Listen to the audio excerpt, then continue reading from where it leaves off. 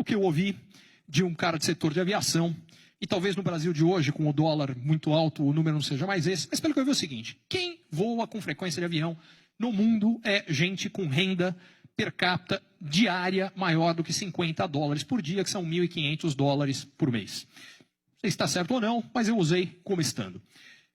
Vocês estão vendo aqui a distribuição de renda no mundo, na parte vermelha, Estados Unidos e Europeia, no resto, em amarelo, do resto do mundo, em escala logarítmica em 1980. Ou seja, o grosso da população americana e europeia, a renda variava de, sei lá, $7 a $500, $600 diário.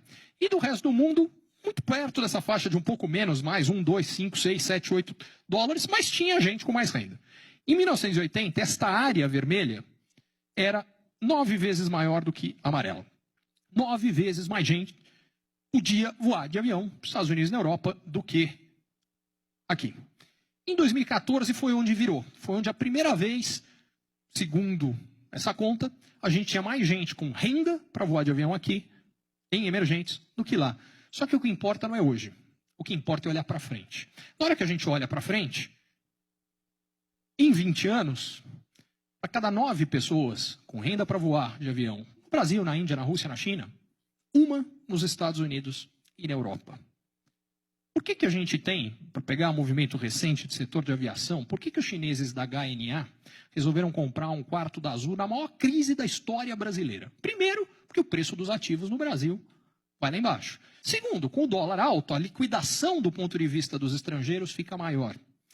Essa é uma outra coisa que eu sinto dos meus clientes. O que eu tenho de cliente, particularmente estrangeiro, com o dedo no gatilho para investir no Brasil, por conta de olhar e falar o seguinte: olha, o que a gente tem no Brasil, você tem uma situação que é muito rara, que é, você tem 3 grupos de países no mundo. Países ricos, grandes mercados, organizados, o negócio funciona, baixo potencial de crescimento. Segundo, pequenos países emergentes, tem um monte, 150, só tem um problema, os mercados são pequenos. Terceiro, 4 ou 5 grandes países emergentes que unem potencial de crescimento e escala de mercado. Isso é a Índia, a China, o Brasil, a Indonésia. Se a gente forçar muito a barra, eu incluo o México, a Rússia e a África do Sul, mas tem que forçar a barra. Para ser mais específico, se vocês viram aquele gráfico do crescimento da América Latina, os países que mais cresceram são menores do que o prédio do Google aqui. Mas depois vem uns um pouquinho maior. O Peru. Peru é uma economia um pouquinho maior que está crescendo. Quando eu digo um pouquinho maior, a economia peruana é menor do que a economia dos Jardins e do Itaim somada.